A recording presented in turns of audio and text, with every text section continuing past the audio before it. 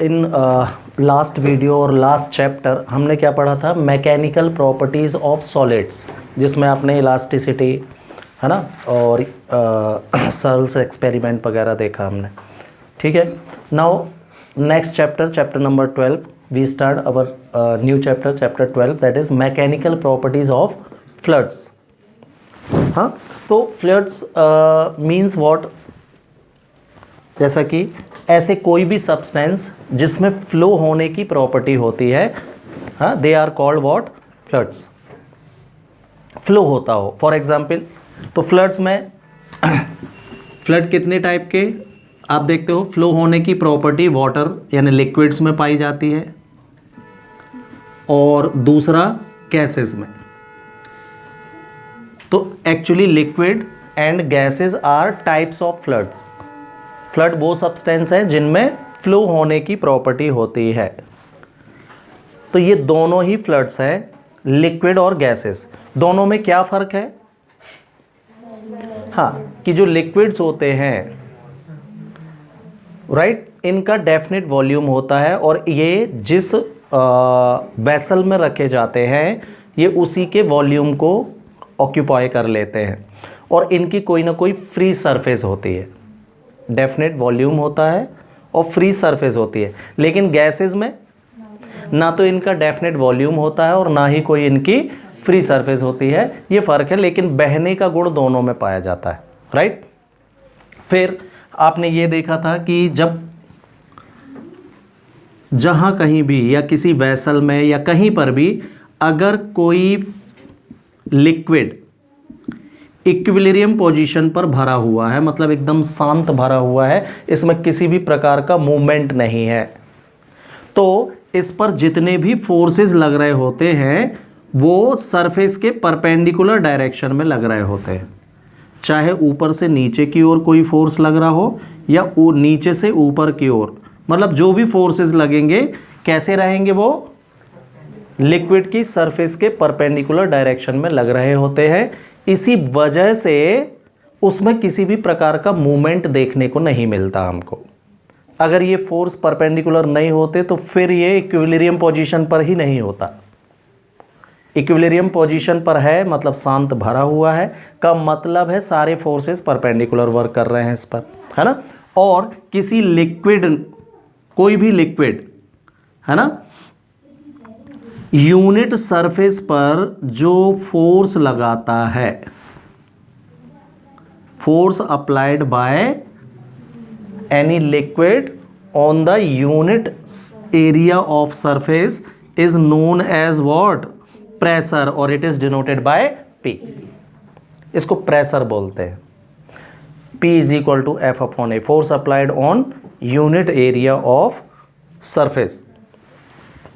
इसकी unit newton per metre square, और इसी को आप पास्कल के नाम से जानते हैं। पास्कल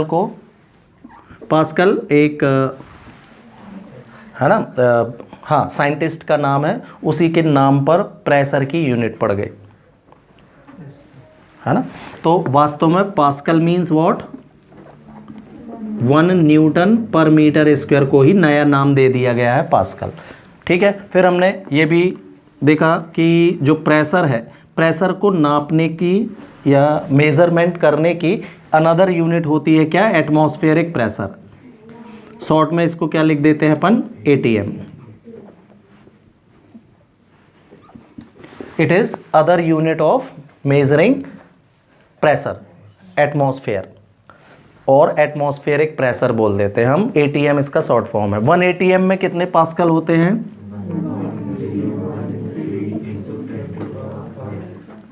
हाँ, 1.013 into 10 to the power 5 pascal का 1 एटमॉस्फेरिक प्रेशर होता है। ये इनमें रिलेशन है, ठीक है। अब देखिए, पास्कल ने लिक्विड्स के लिए एक नियम दिया जिसको हम पास्कल्स लॉ बोलते हैं। पास्कल ने क्या बोला, है ना, पास्कल ने ये बोला कि मान लीजिए कहीं पर भी कोई लिक्विड इक्विलिब्रियम पोजीशन पर है, अगर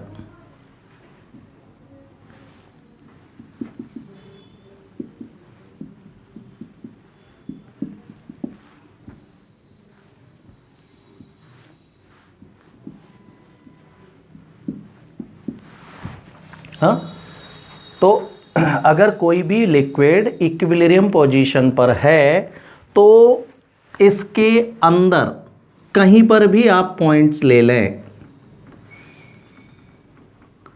सपोज मैंने इस लिक्विड के अंदर 2 पॉइंट्स दिखाए हैं, एक पॉइंट का नाम है P, दूसरे का नाम है Q। लिक्विड के अंदर है तो पास्कल ने ये बोला कि हाँ, इन equilibrium position, if any liquid is in equilibrium position then inside it at every point the pressure is same।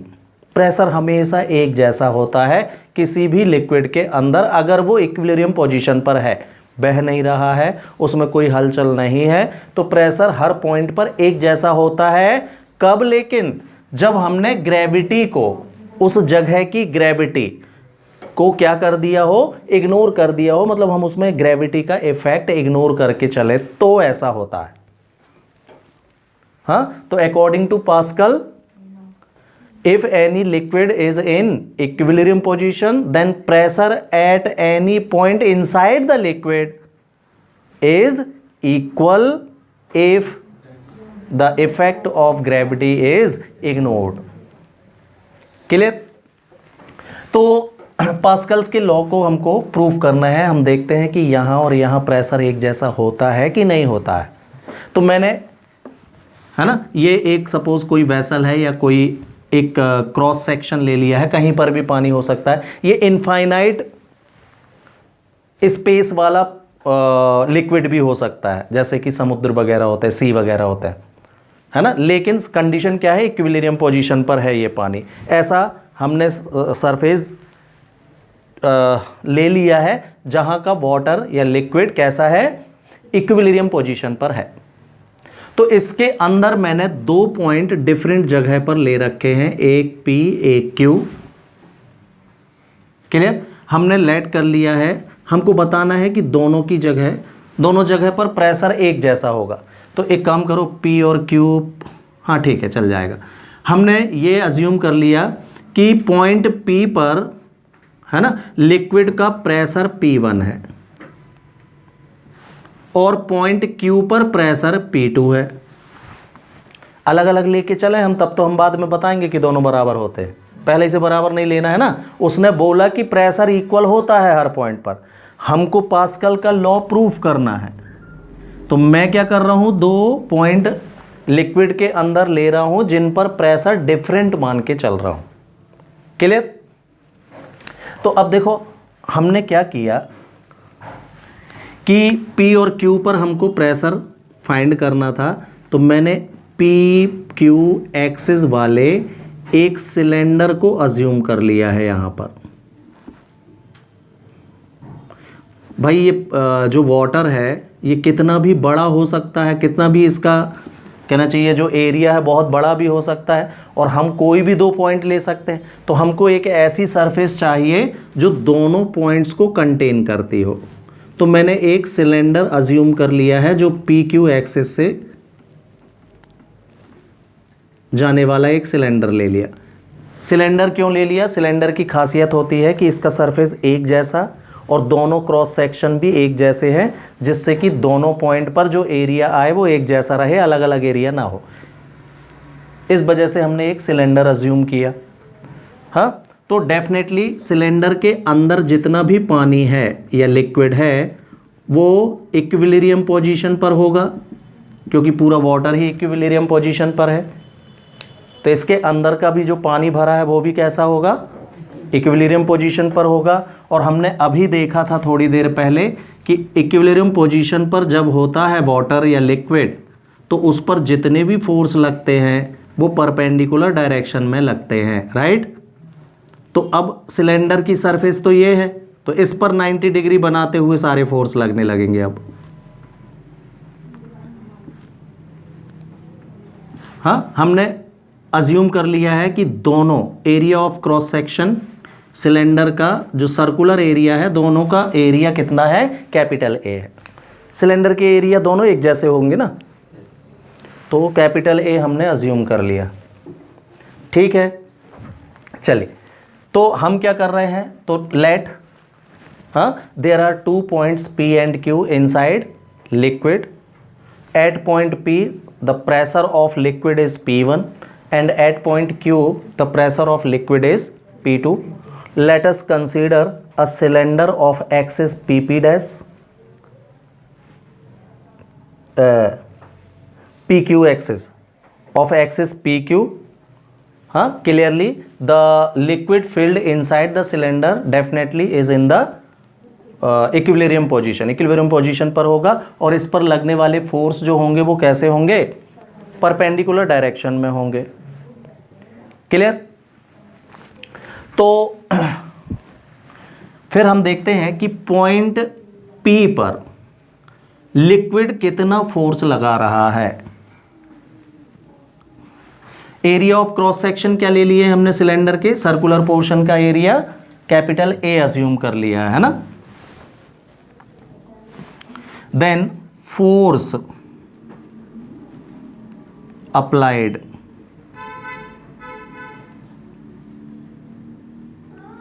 Eight point P by the liquid.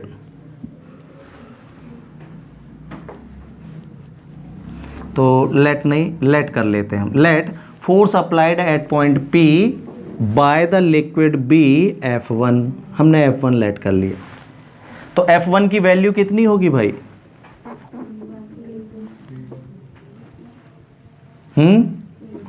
P1 into A। क्यों? अब भी देखा हमने प्रेशर का फॉर्मूला होता है फोर्स अपॉन एरिया। मैंने आपसे पूछा फोर्स का फॉर्मूला कितना होगा, तो pressure into area, side change बस करना है और कुछ नहीं करना होगा। तो ये F1 हो गया, इसको इक्वेशन नंबर 1 दे दिया हमने। Again let force applied at point Q bye the liquid B F2। Point Q पर जो फोर्स लग रहा है लिक्विड के द्वारा वो हमने क्या मान लिया, F2 मान लिया है। तो देन F2 की वैल्यू क्या होगी फिर,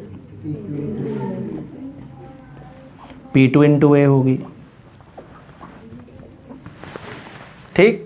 सिलेंडर के अंदर पूरा का पूरा बॉर्डर किस पोजीशन पर है भाई, तो एट बैलेंस्ड कंडीशन और एट इक्विलिब्रियम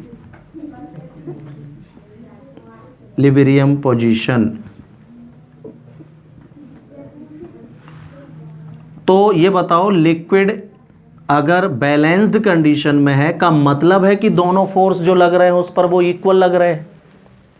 भाई ये पेन पर आपने 2 फोर्स लगा रहे हो अलग अलग जगह पर और फिर भी ये बैलेंस्ड है, का एक ही कारण हो सकता है कि ये दोनों के दोनों फोर्स कैसे लग रहे हैं, इक्वल। नहीं तो कैसे बैलेंस रह पाएगा ये। अगर इस वाले हाथ से मैं ज़्यादा ताकत लगा दूंगा तो पेन उस तरफ जाने लगेगा और इस वाले हाथ से ज़्यादा ताकत लगा दूंगा तो इस तरफ आएगा, बैलेंस रह ही नहीं पाएगा। वाटर सिलेंडर के अंदर कैसा है, इक्विलिब्रियम पोजीशन पर है। Definitely F1 is equal to कितना होगा, F2। वैल्यू ऑफ F1 और F2 रखना है इसमें। तो P1 into A is equal to A to A। तो क्या आया भाई, तो पास्कल ने यही तो बोला था कि हर पॉइंट पर प्रेशर एक जैसा होता है, यानी बराबर होता है। हाँ, दिस इज पास्कल्स लॉ भाई, प्रूफ हो गया।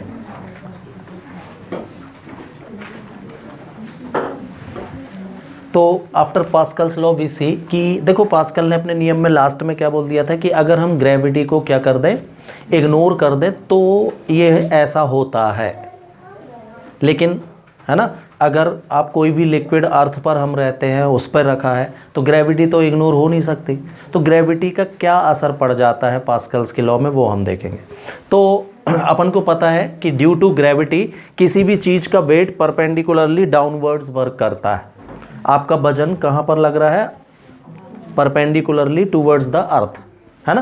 तो ऐसा केस भी हो सकता है कि जो पॉइंट P था, 2 पॉइंट आपने अभी लिए थे, तो ये कोई लिक्विड है, इक्विलिब्रियम पोजीशन पर है, इसके अंदर कोई पॉइंट, 2 पॉइंट है P और Q, और इस बार पॉइंट Q जो है ये पॉइंट P के बिल्कुल ऊपर है, ठीक ऊपर परपेंडिकुलरली, ऐसा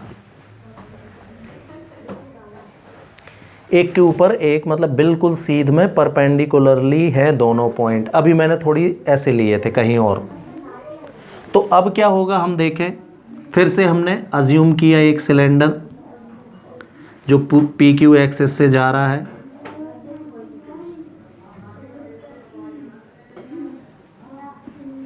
इसके अंदर का वाटर जो होगा वो इक्विलिब्रियम पोजीशन पर होगा, है ना। दोनों के area of cross section A थे, राइट। पॉइंट P पर फोर्स F1 वर्क कर रहा था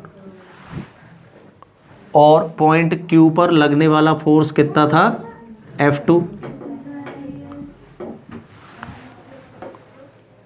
सेम कंडीशन है, P पॉइंट Q पॉइंट वही है, सिर्फ थोड़ा सा चेंज मैंने क्या कर दिया है कि पॉइंट Q जो है it is just above the point P, है ना। और दोनों के बीच की डिस्टेंस मान लीजिए मैंने h ले ली है, तो क्लियर है कि जो हम सिलेंडर फॉर्म करेंगे उसकी हाइट भी h हो जाएगी। तो क्लियर। तो ये कंडीशन है भाई इधर पर। हाँ, और एक चीज और कि हमने मान लिया कि जो लिक्विड है उसकी डेंसिटी रो है। हाँ, डेंसिटी को स्मॉल d, कैपिटल D और रो, तीन अक्षरों से, सिग्मा से भी शो कर सकते हैं, तो कोई भी एक अक्षर ले सकते हो। मैंने रो ले लिया है ना, पूरा E भी नहीं और सीधा P भी नहीं, रो ऐसे बनाते हैं। तो डेंसिटी ऑफ लिक्विड कितनी है, रो। आपको D लेना हो, स्मॉल d ले सकते हो, सिग्मा ले सकते हो और रो, कोई भी एक अक्षर इनमें से चूज कर सकते हो। स्मॉल d से कर दूं, चलो डेंसिटी ऑफ लिक्विड D है, चलो ठीक है, क्लियर। तो अब देखो आप, है ना, कौन, तो इस लिक्विड पर, जो सिलेंडर के अंदर लिक्विड भरा हुआ है, इस पर कौन कौन से फोर्स वर्क करेंगे। नंबर 1 F1 कितना, हाँ यहां पर प्रेशर P1 था, इधर पर प्रेशर P2 था, सेम है कंडीशन, वही है, पास्कल के लॉ के है। तो F1 कितना भाई, P1 इंटू A, किस डायरेक्शन में वर्क करेगा ये, परपेंडिकुलरली डाउनवर्ड्स। दूसरा फोर्स कौन सा लग रहा है, F2 कितना, P2 इंटू A, कहां पर, परपेंडिकुलरली अपवर्ड डायरेक्शन में है ये, ऊपर की तरफ। हाँ, और एक के ऊपर एक जब आपने पॉइंट ले लिए, तो इस सिलेंडर के अंदर जो भी पानी भरा है उसका वेट भी तो वर्क करेगा टूवर्ड्स द अर्थ सरफेस, मतलब डाउनवर्ड्स। यही ग्रेविटी का इफेक्ट पड़ता है। अब भी मैं आपसे यही बोल रहा था कि हमारे वजन पर, या है ना, ग्रेविटी का इफेक्ट, ड्यू टू ग्रेविटी हमारा वेट नीचे की तरफ वर्क करता है। तो इस सिलेंडर के अंदर जो भी पानी भरा हुआ है या जो भी लिक्विड भरा हुआ है उसका भी कुछ ना कुछ वजन होगा। वो किस तरफ वर्क करेगा, तो अर्थ की तरफ कि आसमान की तरफ, डाउनवर्ड्स द अर्थ ना। हाँ, तीसरा एक और है, weight of liquid mg perpendicularly downwards. और देखो आप फिर भी बोल रहे हो क्या कि इनसाइड द सिलेंडर वाटर कैसी कंडीशन में है, इक्विलिब्रियम पोजीशन पर है। हाँ, तो at the condition of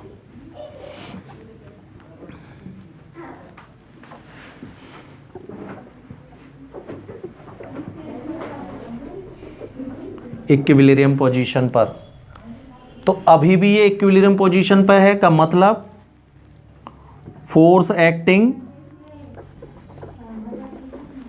downwards ये इक्वल है फोर्स एक्टिंग अपवर्ड। वाटर अभी भी इक्विलिब्रियम पोजीशन पर है और फोर्स लग रहे हैं या तो ऊपर की तरफ या नीचे की तरफ, फिर भी ये बैलेंस है। का मतलब जो फोर्स ऊपर की तरफ लग रहा है वो नीचे की तरफ जितने फोर्स लग रहे हैं उनके इक्वल है, तभी ना इक्विलिब्रियम पोजीशन पर हो गए। तो force acting downwards is equal to force acting upward. तो डाउनवर्ड में तो दो फोर्स मिल रहे हैं, कौन कौन से? एक F1 प्लस दूसरा वेट, और अपवर्ड डायरेक्शन में कौन वर्क कर रहा है? F2, है ना। अब हमको इसका वेट निकालना पड़ेगा भाई। तो यहां देख लीजिए, तो F1 plus mass is equal to volume into density होता है, इससे निकाल लेंगे हम, और इनटू जी तो है ही, इज इक्वल टू F2। चलिए भाई, F1 की value P1 into A, volume of water क्या हो गया? अरे सिलेंडर, वाटर की क्या खासियत होती है? हाँ, ये जिस वेसल में भर जाए उसी के जैसा हो जाता। तो सिलेंडर है तो सिलेंडर का वॉल्यूम पाई आर स्क्वायर। अब पाई आर स्क्वायर को आपने कैपिटल ए नाम दे दिया है, तो ए इंटू एच लिख दूं मैं सीधे इसको। Pi r square area of circle, इसको अपन ने ए कैपिटल ए से शो कर दिया, तो पाई आर स्क्वायर ना लिख के मैंने कैपिटल ए इंटू एच लिख दिया। सेम फॉर्मूला है, पाई आर स्क्वायर एच ही लिखा है। डेंसिटी डी, और ये इज इक्वल टू F2 की वैल्यू P2 इंटू ए दोनों से कॉमन आ रहा है, क्या बचेगा? P1 plus h d g is equal to P2 into a two a, है ना। इसका साइड चेंज कर दे रहा हूँ उस तरफ में, तो P2 minus P1 is equal to मिलेगा अपन को कितना? एच डी जी। तो आप देख रहे हो भाई, अब प्रेशर एक जैसा नहीं है, दोनों में डिफरेंस आ रहा है। अगर प्रेशर एक जैसा होता तो डिफरेंस 0 मिलता हमको। का मतलब है कि अर्थ पर पास्कल का लॉ हमको क्यों नहीं अज्यूम कर पाते हम, या क्यों नहीं उसको एक्सपीरियंस कर पाते? ड्यू टू ग्रेविटी, है ना। अगर यही पानी कहीं स्पेस वगैरह में होगा भरा हुआ, तो उसके अंदर फिर प्रेशर हमेशा एक जैसा ही आएगा। तो ये इफेक्ट है ग्रेविटी का, मतलब दोनों में प्रेशर में फ़र्क होता है कितना? H D J. तो मैं आपसे बात कर रहा था, एच मतलब दोनों की हाइट है ना, तो मतलब जितने गहरे में आप जाते जाओगे वाटर के, प्रेशर उतना ज़्यादा बढ़ता चला जाता है। क्लियर? तो ये है इफेक्ट ऑफ ग्रेविटी इसमें। अब देखो, इसी में pascal application of pascal law, ये क्लियर है। सबसे इंपॉर्टेंट यूज इसका जो अब प्रचलन में है वो है हाइड्रोलिक लिफ्ट। फिर है ना, आप डिस्क हाइड्रोलिक ब्रेक यूज करते हो, डिस्क ब्रेक जिसको आप दूसरे नाम डिस्क ब्रेक के नाम से जानते हो, एक्चुअली वो हाइड्रोलिक है। आपने देखा होगा गाड़ियों में लीवर के पास एक छोटा सा क्यूब टाइप का टैंक लगा होता है जिसमें ऑयल भरते हैं। जब आप लीवर प्रेस करते हो तो वो ऑयल से प्रेशर जाके ब्रेक लगता है ना। तो हाइड्रोलिक लिफ्ट में क्या करते हैं कि दो सिलेंड्रिकल ट्यूब लेते हैं, एक ट्यूब जो होगी उसका एरिया ऑफ क्रॉस सेक्शन कम होगा, और दूसरी ट्यूब एक और लेते हैं ऐसे, इसका एरिया ऑफ क्रॉस सेक्शन ज़्यादा होगा,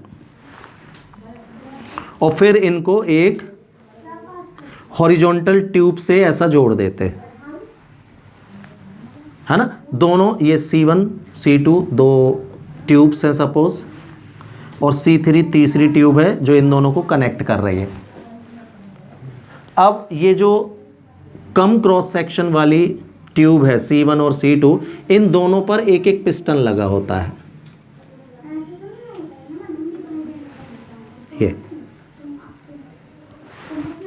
ना। ये जो पतली ट्यूब देख रहे हो आप, नैरो ट्यूब जो है, इस पर जो पिस्टन लगा है, इस पर हम फोर्स अप्लाई करके इसको प्रेशर देते हैं यहाँ से नीचे की तरफ, और पूरी नली में कोई लिक्विड फिल कर देते हैं। जनरली ऑयल यूज़ करते हैं। ऑयल के यूज़ करने से क्या होता है कि जो पार्ट्स हैं वो जल्दी ख़राब नहीं होते लुब्रिकेंट के कारण। इस तरीके से ऑयल वगैरह इसमें फिल कर दिया जाता है। ये ट्यूब और लंबी होगी, मैंने थोड़ा सा बस बनाया है। अब ये जो दूसरा पिस्टन देख रहे हो आप, इस पिस्टन का नाम P नाम दे रहा हूं, इसका Q।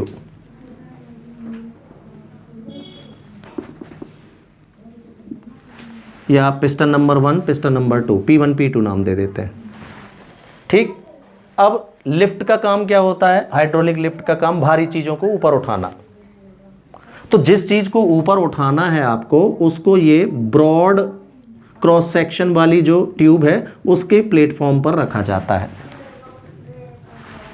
ये कोई भारी चीज़ है जिसको हम सीधे ताकत से नहीं उठा सकते।